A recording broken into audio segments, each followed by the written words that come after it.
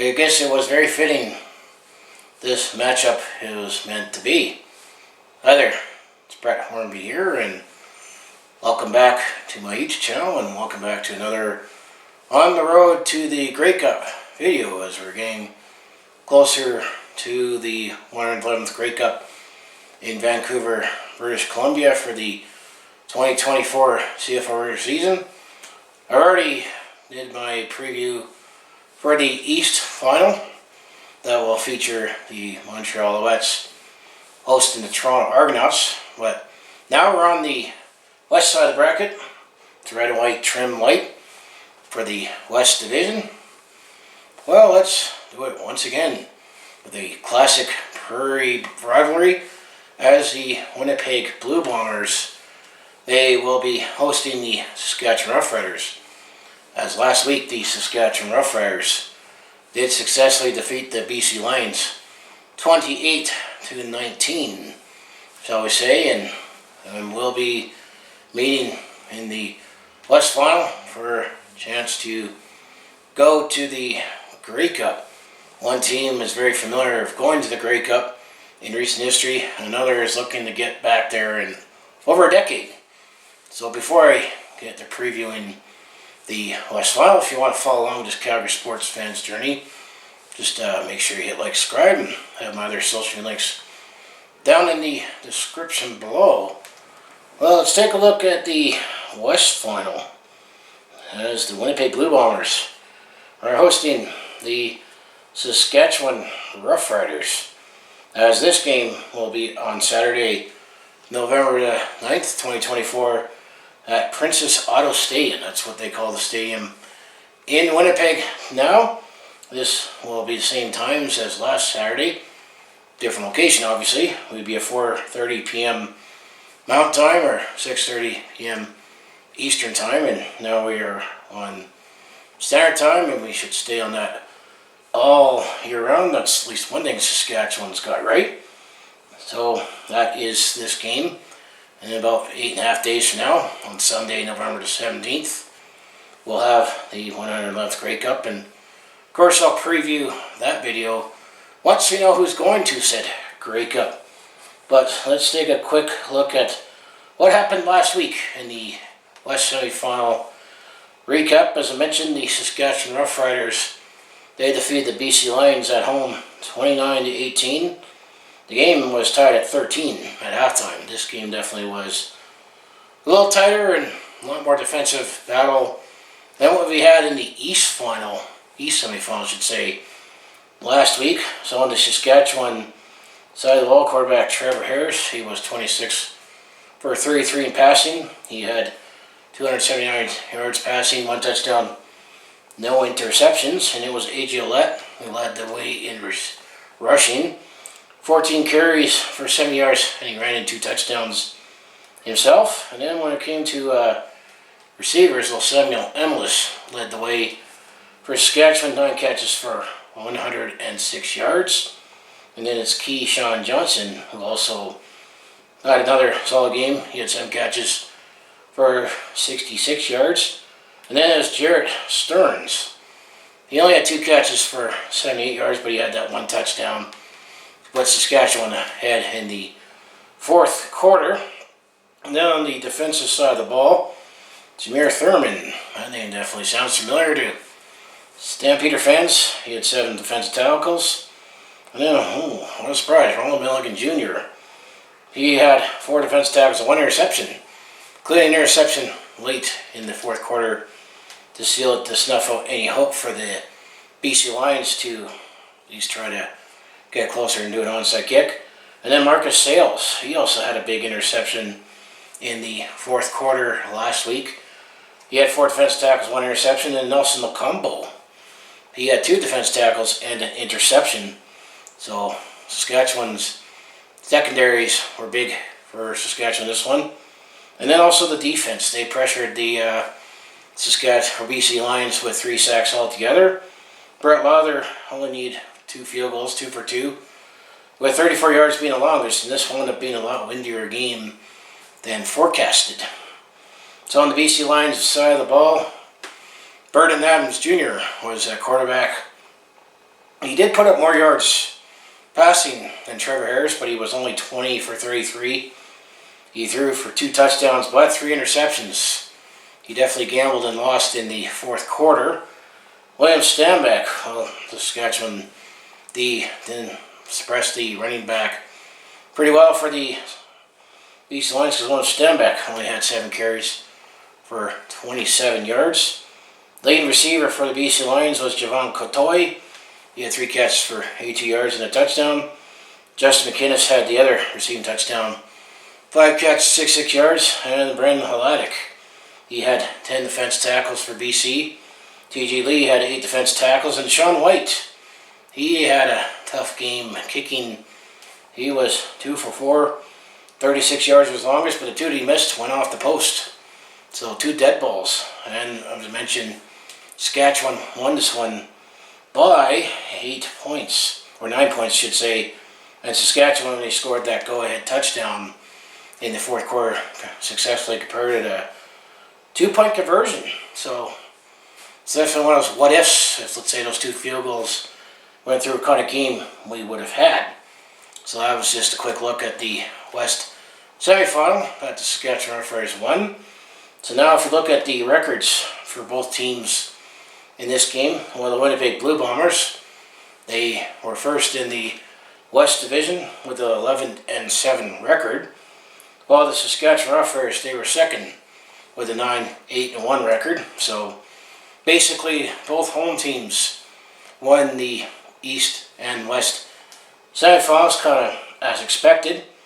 So now when it comes to breaking down the records even more, the Winnipeg Blue Bombers, they are 6-3 at home, so home field advantage definitely plays a big role in this game for both teams. And I say personally, as a fan that has caught a game both in Saskatchewan and Winnipeg, I say both those stadiums are the most hostile environments for a visiting team.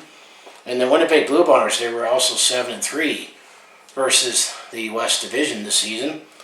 While the Saskatchewan Roughriders, they were 4-1 on the road, and they were 5-5 against the West Division. So Saskatchewan was a little better at home this season because Mosaic Stadium also was a madhouse, but Winnipeg prides themselves on being the loudest fans in the CFL. Oh yeah, this game is sold out, so the gauntlet's going to be set on the other end for Saskatchewan. To mention, winner advances to the 111th Grey Cup in Vancouver. Season series, well, they met each other, well, in this calendar year 4 times, but 3 in the regular season. Just as a bonus, these 2 teams actually played the very, very first game in the 2024 CFL calendar in preseason week 1. So in preseason week 1, this is just a bonus. This happened on Monday, May the 20th, Victoria Day. Saskatchewan won that game 25-12 at home. Usually preseason you have more veterans on the home side than the road side, but in the regular season series, the first game happened not until week 7. And this happened on Friday, July the 19th. The Saskatchewan Roughriders won a low-scoring defensive struggle, 19-9 at home, to draw first blood in the season series. And then the next 2 games was the traditional Labor Day Sunday in Saskatchewan and the rematch on Saturday in Winnipeg. So the Labor Day Sunday game on week 13, it's happened on Sunday, September the 1st. This one was a very, very close one, but ultimately the Winnipeg Blue Bombers won 35-33 in Saskatchewan. And then week 14, the Saturday, September 7th, this time it was in Winnipeg, and it was the Winnipeg Blue Bombers. They won this one 26-21. So, shall we say, very close games to be expected for this one? Probably so. And then when it comes to playoff history, well, they've played each other fairly frequently, shall we say. This is the first time they have met in the playoffs since the 2021 West Final, and Winnipeg actually won that one 21-17 as that one was a close one, and that game was in Winnipeg. So Winnipeg won that game to get to go to the Grey Cup. And then they met the season before. Well, keep in mind we didn't have a season in 2020 because stuff happened and wrecked everything that we're still suffering from today. But in the 2019 West Final, the Winnipeg Blue Bombers won that game 20-13, and that time Winnipeg was on the road. And that was a run that the Winnipeg Blue Bombers had to eventually win the Grey Cup here in Calgary, I shall say. And then in 2018, well, they met in the West semifinal, and the Winnipeg Blue Bombers, they won that one 23-18. That game also was in Saskatchewan, so Winnipeg has won the last 3 games, playoff games against Saskatchewan Roughriders, most recently 2021 at home, and then 2019 and 2018 on the road. But Winnipeg is at home for this one. So now who has the edge? This is going to be an interesting one, shall we say. It always seems to be who's better running, who's better at passing. Well, the offensive side of the ball, Winnipeg, let's say, would have the edge in running back with just one player in Brady Oliveira, and the offensive line, Tesha Newfield and Bryant.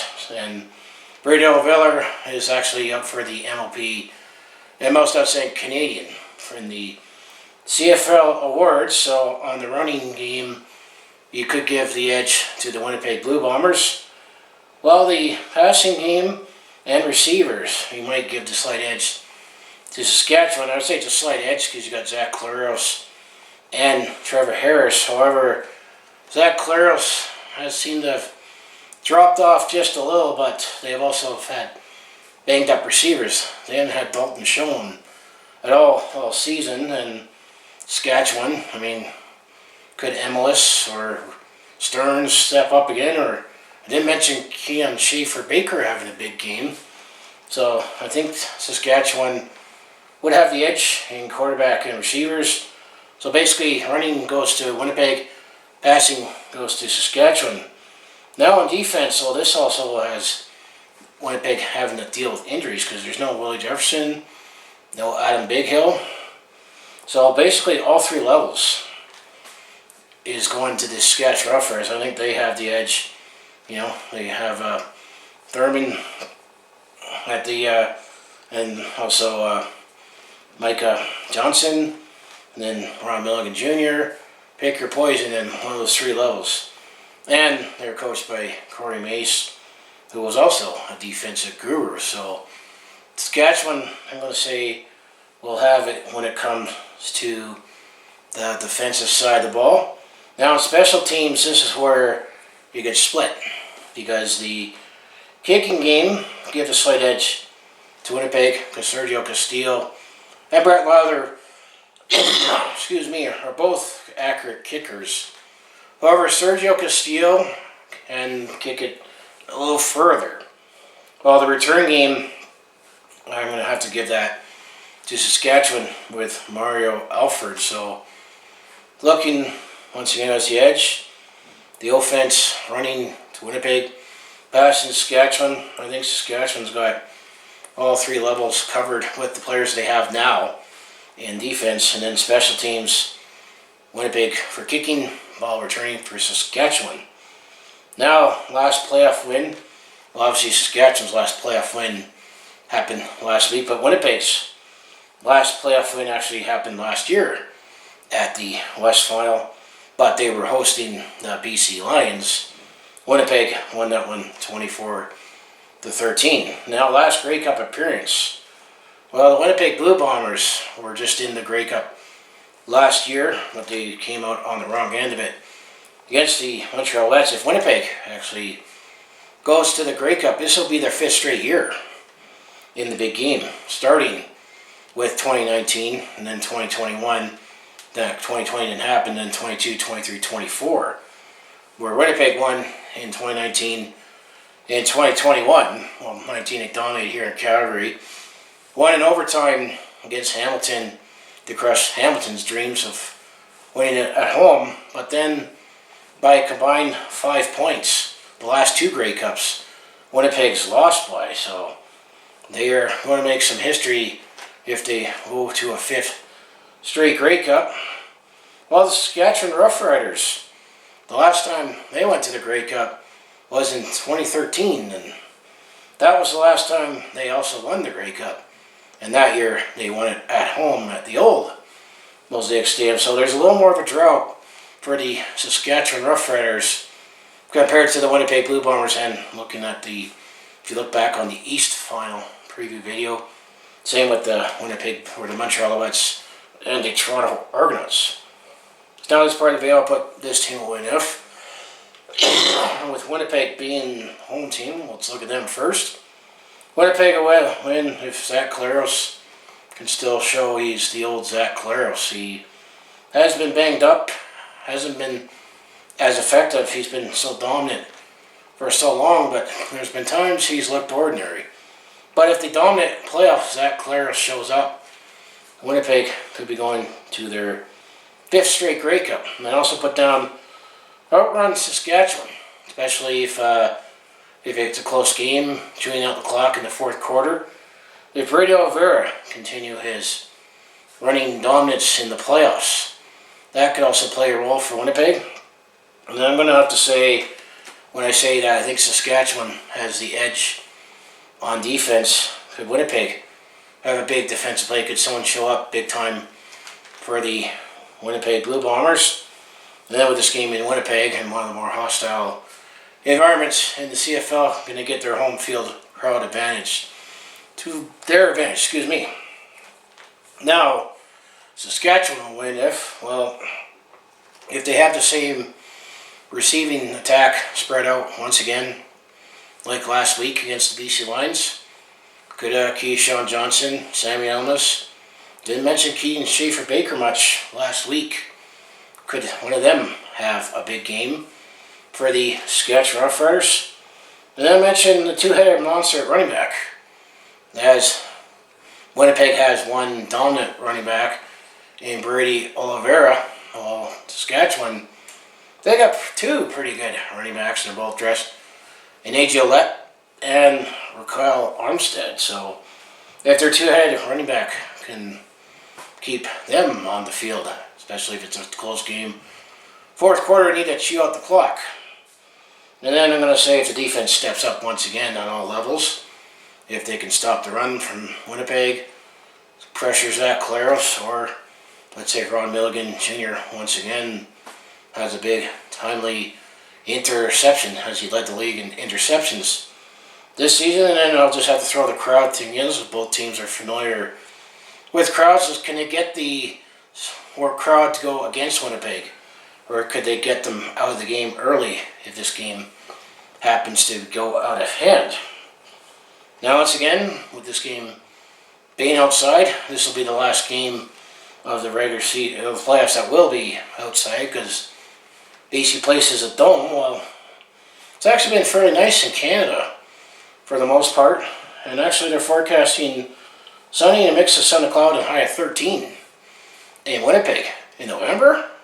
That's almost shorts and t-shirt weather if you're that much of a rebel. But with the game being a little later in the afternoon, and now that we're on standard time, it's going to get dark, and they're forecasting a partly cloudy low of 3 degrees. But I'll take this for November if I was going to the game. Now the last part, with smart bulbs, will play a role in who I think is going to win this game and ultimately go to the Grey Cup in Vancouver. And I'll give you my confidence in that said pick. So now, if I think the Winnipeg Blue Bombers will win, I'll have these colors, the blue and gold. Or if I think the Saskatchewan Roughriders are going to win, the green and white. So who I think is going to be going to Vancouver in this Prairie rivalry battle? Do I have the Winnipeg Blue Bombers? Do I think the Bombers are going to advance for their fifth straight Grey Cup appearance? Or do I think the Saskatchewan Roughriders, are they going to continue their hit factor and make their first Grey Cup appearance in over 10 years? Winnipeg or Saskatchewan? Winnipeg or Saskatchewan? Oh. Decisions. And as a Stampeder fan, it's going to kind of sting to see the other team advance. But who I think is going to advance? Just like the East Final. Tough decision. Well, I'm actually going to say the Saskatchewan Roughriders will be going to Vancouver for the 111th Grey Cup. Maybe in a small upset. I think the Saskatchewan Roughriders will win this one 27-21 on the road. And I'm going to give us a 60% confidence because I think Saskatchewan has built more for the playoffs, despite the fact they actually did also lead the league in fines this season. I just think how this team is built defensively and the fact that they have two options at running back, and I think Saskatchewan's a little healthier than the Winnipeg Blue Bombers because they're not with all their key players, and the fact that Winnipeg has been dominant for so long, maybe there's a little bit of a decline. But I think once again, especially look at the season series, it's going to be another close game that could go either way. But I think ultimately the Saskatchewan Roughriders, I think Rivalry will be booking their ticket to Vancouver. So what do you think is going to win between the Winnipeg Blue Bombers and the Saskatchewan Roughriders, the other heated rival in the West Division? I mean, both Alberta teams, unfortunately, for the first time since 1945, weren't even in the CFL playoffs this year, so I guess it was fitting that we'll have a Winnipeg and Saskatchewan battle for who gets to go to the Grey Cup. So you can see my East Final preview on who I think is going to come out of the East, and then obviously I'm just sharing right now in this video who I think is going to come out of the West. So to close it out, I always like to say, if you want to follow along with this Calgary sports fan's journey, just make sure you hit like and subscribe. I have my other social media links down in the description below. As I enjoy the CFL playoffs once again this week. I mean, once again, busy week, still feeling a little bit effects of the cold and appointment, personal stuff, construction across the street. I'm a little late on getting these videos up before the games on Saturday, but the fact that the Grey Cup preview, the game will be played on Sunday, you'll have a little more time to look at my Grey Cup preview video next week when I preview the 111th Grey Cup on whoever comes out in the games. So anyway, so I'll say thanks for watching, and I'll see you in the next video.